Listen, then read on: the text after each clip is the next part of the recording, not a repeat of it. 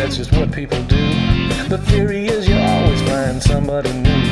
I guess there was a time I believe that was true, but now... Well, hello. Welcome back to my channel, folks. I'm so glad you've come along for this ride. I really appreciate it. I think this is maybe the most important thing that I've ever done, and it will probably be the most rejected thing that I've ever done.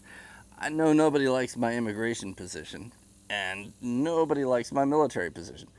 Nobody's really going to like this because they don't like anything else the founders believed in, because people have been taught otherwise. But that's a whole different video, I think. So here's what my plan is. I am going to drag you through the Constitution in a multi-video series. And today's big part of that series is going to be relatively short and simple, but important, and it's going to be loaded full of history, which is kind of going to be a little boring to most people. That's why you don't already know this. You got bored before, you'll get bored now. But try and hang in there. I'm going to do everything I can to make it entertaining, right? So let's keep it simple as I can. You know me, I am ADD. I am all over the place. I'm going to try and bring you all this information in a way that you can enjoy and understand it, okay? So let's talk about the Constitution that we call the American Constitution. Where did it come from? What happened? How did we get here? Leading into the American Revolution, there were 30 plus American colonies. Wait, what? Yes. Yes, there weren't 13 colonies. We've been taught that. I don't know why. I think it's just because people never really paid attention. They just accepted, well, 13 signed the Declaration of Independence, so there must have been 13 colonies. No, there were 17 colonies that did not want to participate in that Declaration of Independence. They were afraid of the king. They were afraid of Britain. And they were afraid of the lack of security. You know, they were afraid that if they were independent, then they'd have to fend for themselves, and that would be hard for them. Look, that's how it is today, right? Most people want more government because they're afraid that without government, they'll have to do it on their own. I don't subscribe to that. Most true patriots don't, but it's popular. And you can see that that was even popular in 1776 when 30 colonies were asked to join this revolt against the king, and only 13 of them had the balls to do it. So anyway, I think that might be something you missed out on. So yes, the 13 brave colonies decided to stand up against the king. And they decided to gather, and that's when they created the Continental Army, right? So the 13 colonies came together and fought off the Brits and won the war, and you know that whole story. During that war, those colonies started establishing themselves as nations. Each one decided that it was going to be a free nation, in and of itself, self-governed, which is the definition of state, right? England is state. It's not a country, it's a state. It may be of the country because it has those sort of geographical separations, but it is politically a state. Italy is a state. You know, Saudi Arabia is a state. Anywhere that, you know, it has its own government is a state. So each one of the colonies started to write its own constitution and declared itself a state, a nation state, sovereign from all other control. So throughout that's what was happening. If you ever read, you know, the different states as they've written their constitutions, it all happened basically, you know, the first several were between the beginning of the Revolution and the end of the Revolution, because when it was over, somebody had to be there. There had to be some sort of government in place. So they were already putting these things into place. Now, what is a constitution? A constitution is a charter of bylaws. It is it is what constitutes a state. For a state to exist, it has to have some sort of written document that says that I am, as of now, here and this, thus, and the other, a state. A nation state, self-governed, and here are our rules. So that's what each state did. They all wrote their own constitutions, and they became states. As the end of the Revolution, not even, as the Revolution started getting hairy, actually, when it was starting to look bad, Benjamin Franklin was among the first who wrote a draft of a constitution for the United States, to unite the states. Of course, at the time, it was called the United Colonies of North America, and we're talking 1775 here. This was really right before the war started. They were the United Colonies of North America. And he came out and he wrote this idea of, well, we should have a union of these states so that we can protect ourselves from, these massive empires that were spreading around the world at the time. The British Empire was nothing to laugh about. They were huge at the time. And the French were cutting in on their business.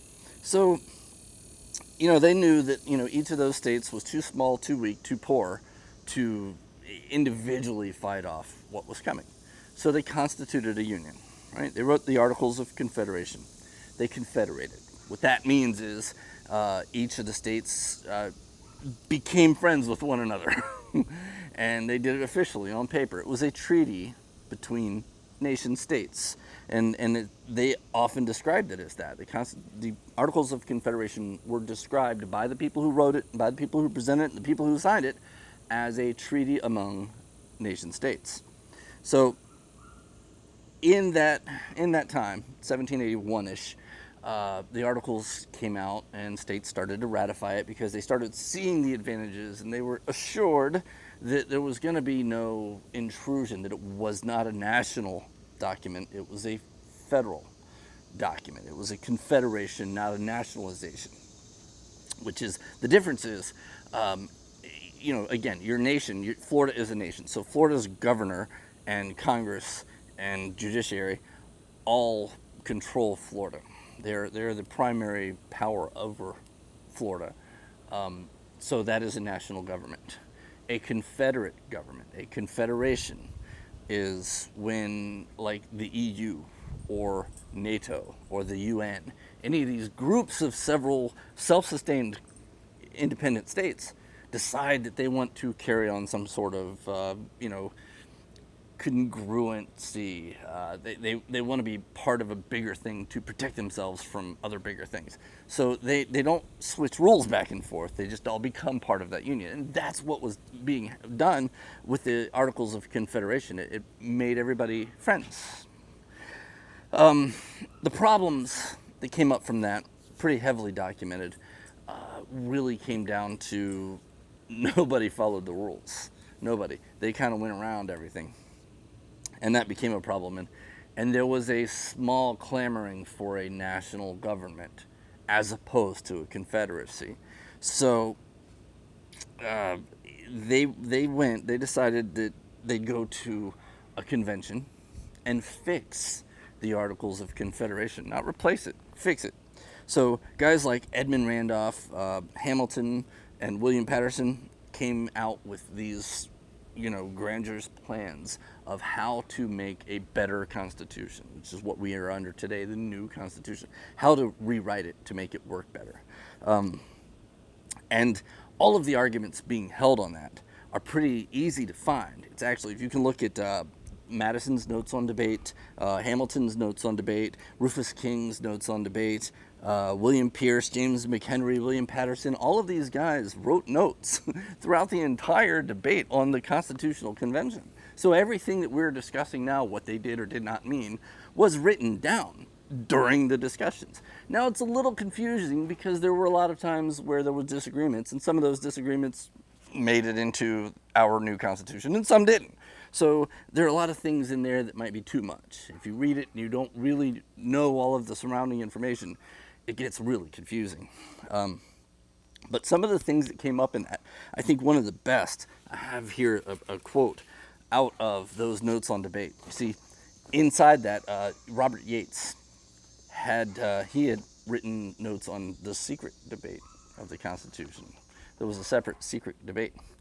And his first understanding, what he first wrote, what he said is, the reason we're here is that, quote, a union of states merely federal will not accomplish the objects proposed by the Articles of Confederation, namely common defense, security of liberty, and the general welfare across the states. So that was his concern. He was, he saw that a loose friendship would not accomplish the goals. There had to be something stronger and more controlling. So, dog, go away. Dog's kicking my tripod. Trying to get to his ball, he kicked it under there. So, you know, they had the problems with the weakness of the Confederacy. It just wasn't strong enough to get the things done that were supposed to be done by the, supreme government. So the next thing he wrote was, the purpose here is to create a government that would, quote, legislate in all cases where the separate states are incompetent, which means that, there's times when one state and another state have a problem, and as independent states, there's no solution. This came down to sort of the parenthood philosophy. Look, my two sons are in the back seat fighting over something. There's no way for them to resolve it because they're coming from completely different angles. So there needs to be some sort of, supreme solution to interstate, interchild problems. So that was one of the things they wanted to come up with, was an actual supreme executive authority over those kinds of debates, arguments, and discussions. Everything that would arise from that. The wind's going to pick up on me. I have a few papers down here, reminders, because I have so much to tell you. So from there, the argument came the other way, right? So he was proposing basically a national government that would have power over the states. Well, Patterson comes out, and Patterson's like, whoa, you must understand, quote, we are met here as the deputies of 13 independent and sovereign states for federal purposes. Can we consolidate their sovereignty and form one nation and annihilate the sovereignties of our states who have sent us here for that purpose? I fancy not, right? So you can see what's happening here. Some of the people were coming in thinking what we need is a national government. We want one big government that will control all the states. So states become subservient to the national government. And the argument was, no, we don't want that. Nobody wants that. The states that sent us here did not send us here to become a nation. They sent us here, as Lansing said, we have been sent by sovereign governments to alter and amend such parts of the Constitution that seem ineffective. Would the legislatures of our states have sent us knowing that we would embrace a national government which would in effect annihilate the very sovereignty that we came to protect? Would our states have sent us to this grand meeting to create this grand government if they thought that they were giving up their own authority in doing so? No, that was never the plan. So that was fought against. There were a lot of fights, arguments throughout the convention, but the one primary thing that almost all of them agreed on was that a national government was a bad idea. That they didn't want a national government working on the people. They wanted a federal government working on the states' powers to help the states get along. So the people must be controlled, we'll say. The laws of the people must come from the states that the people are in, and the laws of the states must come from the federal government. You understand the difference there? If you don't, hit me up. I will do a whole video explaining the difference between a nation and a confederacy. If that doesn't work, I could probably shoot you over to Federalist 39, where James Madison actually describes the difference and what makes us what. So when you look at the Constitution, which is what we're here to talk about, and you look at its purpose was first and foremost to provide security for freedom. And to do that, it established a union of states who would protect each other from threats from outside. That was the whole goal. It wasn't to take control over people. There was nothing in the Constitution that ever gives the federal government any authority over anybody or any product or anything ever. The federal government is a body of representatives. They have no borders. There's no such thing as a United States border. That doesn't exist because the United States is a body of representatives. not a place. There's no borders. Unless you want to call Washington, D.C. the federal government. They have no authority over people. The federal government has no authority over people. They don't. That's not what they're there for. Their purpose is to protect our liberty, to keep us out of trouble, and to make sure that we're not state after state not getting along with one another. We need the union to work. So that was the point. A lot of what's happening today is contradictory to everything that was meant to happen. Things like social welfare, your big socialist programs, your government programs, even the military as it stands today, none of these were okay. None of those were in the Constitution. None of them are allowed. And again, unfortunately for you, neither is, gun control. You have, the federal government has no control over guns. They have no right to ban any product whatsoever. There's nothing in their charter that allows them to ban products, be it guns or otherwise. They have no control over guns. They have no control over immigration. None. Sorry. That's the Constitution. You either live by it or you hate it, whichever it is. So, moving on.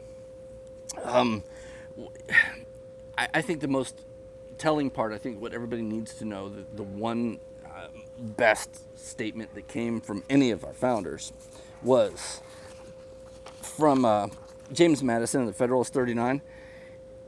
Each state, excuse me, the wind blew my stuff around. Each state, in ratifying the Constitution, is considered as a sovereign body, independent of all others, and only to be bound by its voluntary act.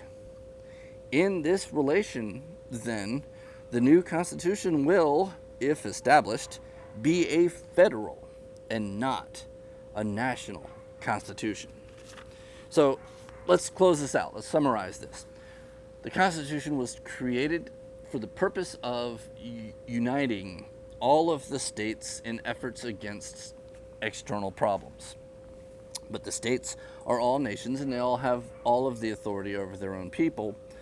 As long as they're part of the Constitution, as long as they're enjoying the benefits of being part of the Union, they have to follow certain rules, the Bill of Rights, in terms of how they treat the people. You see what I'm saying? So there's the quid pro quo there. The purpose of the federal government was both to ensure safety from external and to keep states from doing anything injurious to the people.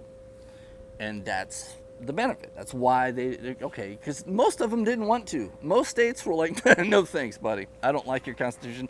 I don't want it. Which is why they had to write the Federalist Papers. The Federalist Papers are nothing but 85, I think, essays explaining why the Constitution is not a threat on state sovereignty, why the Constitution is not dangerous to you. In fact, why it is beneficial for you in your sovereignty to adapt and adopt that Constitution to be part of the Union. That was the whole point of the Federalist Papers, was to convince people to join. And they were clear. They said, what was that quote? It was, it's written here somewhere. The purpose of the Constitution, or the purpose of the Federalist Paper, was to convince people not to impose government.